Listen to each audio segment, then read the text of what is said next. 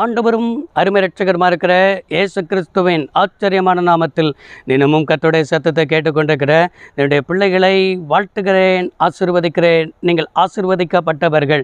இன்றைக்கு ஆண்டவர் உங்களை பார்த்து தட்டி சொல்லுகிற ஒரு வார்த்தை, அழாதே, உன் துக்க நாட்கள் முடிந்து போகும்னு ஆண்டவர் சொல்கிறார். இது தீர்க்க தரிசனமான வார்த்தை.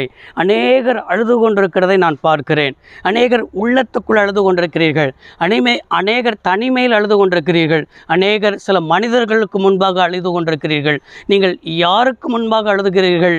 யாருக்கு முன்னால் கண்ணீர் வடித்து கொண்டிருக்கிறீர்கள்? இன்றைக்கி கர்த்தர், அழாதே மகளே, உன் துக்க நாட்கள் முடிந்து போகும்னு சொல்லி ஏசாயா தீர்க்கதரிசன புத்தகம் 60ஆம் அதிகாரம் 20வது வசனத்தில் வாக்கு கொடுக்கிறார். இனி உன் சூரியன் அஸ்தமிப்பதுமில்லை, சந்திரன் மறைவதுமில்லை. கர்த்தரே உனக்கு நித்திய வெளிச்சமாயிருந்து உன் துக்க நாட்கள் முடிந்து போகும்னு ஆண்டவர் வாக்கு பண்ணியிருக்கிறார். எனக்கு அருமையானவர்களே, இந்த வசனத்தில் நன்றாய் கவனித்தீர்களா? இனி அப்படி சொல்லப்பட்டிருக்கிறது. இதுவரை நடந்ததை விட்டுருங்க. இனி ஆண்டவர் இன்னைக்கு என்ன சொல்கிறார்னா, சூரியன் அஸ்தமிப்பதும் இல்லை, சந்திரன் மறைவதும் இல்லை. இந்த ரெண்டு நமக்கு வெளிச்சம் கொடுக்கிறது. இந்த ரெண்டும் நம்மளுக்கு அநேக ஆசீர்வாதத்தை தருகிறதா இருக்கிறது. இதை விட கர்த்தர் என்ன சொல்கிறார் என்றால், கர்த்தரே உனக்கு நித்திய வெளிச்சமாயிருந்து. சூரியன் கூட அஸ்தமிக்கும், சூரியன் கூட மறைந்து போகும். ஆனால் ஆண்டவர் எப்போதுமே என்ன செய்வார்னா, ஏதோ என்ன சொன்னால் அஸ்தமிக்கிறதும் மறைகிறதும் இப்படிப்பட்ட நிலைமையில் அவர் இருக்க மாட்டார். அவர் நித்திய வெளிச்சமாக இருப்பார்.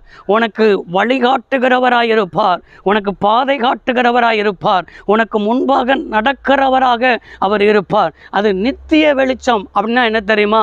நிரந்தரமான வெளிச்சம். எப்பொழுதுமே சில காரியத்துக்கு வழிகாட்டுவார்கள்.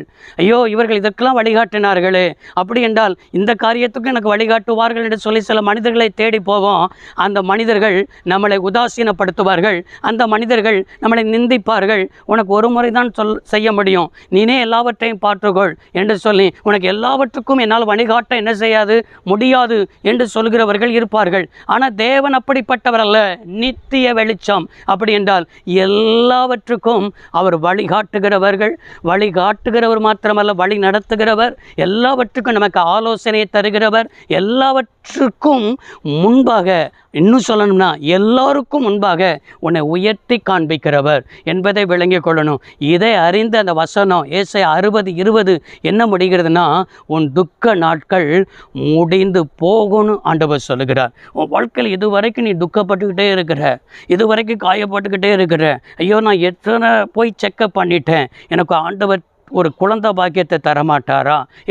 எத்தனை மருத்துவமனைக்கு நான் போய் பார்த்துட்டேன், எத்தனை மருத்துவ செக்கப்புக்கு போய் பார்த்துட்டேன், பணம் தான் விரட்டி ஆகிறது, இந்த முறையாவது சக்ஸஸ் ஆயிரும்னு நினச்சேன், இந்த முறையும் ஆகலையே என்று சொல்லி இதை பார்க்கிற சிலர் என்ன செய்து கொண்டிருக்கிறீங்கன்னு சொன்னால், இப்படிப்பட்ட நிலைமையிலோடு நீங்கள் இருக்கிறதை ஆவியானவர் காண்பிக்கிறார். ஆனால் கர்த்தர் சொல்கிறார், இன்று உன் துக்க நாட்கள் என்ன செய்யும்?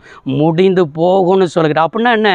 நீங்கள் உங்களுடைய வாழ்க்கையில் இன்றைக்கு உன் புலம்பல் மாறுகிறது, சஞ்சலமும் தவிப்பும் நீங்கி போகிறது, நித்திய மகிழ்ச்சி உங்கள் தலைமையில் இருக்கும்.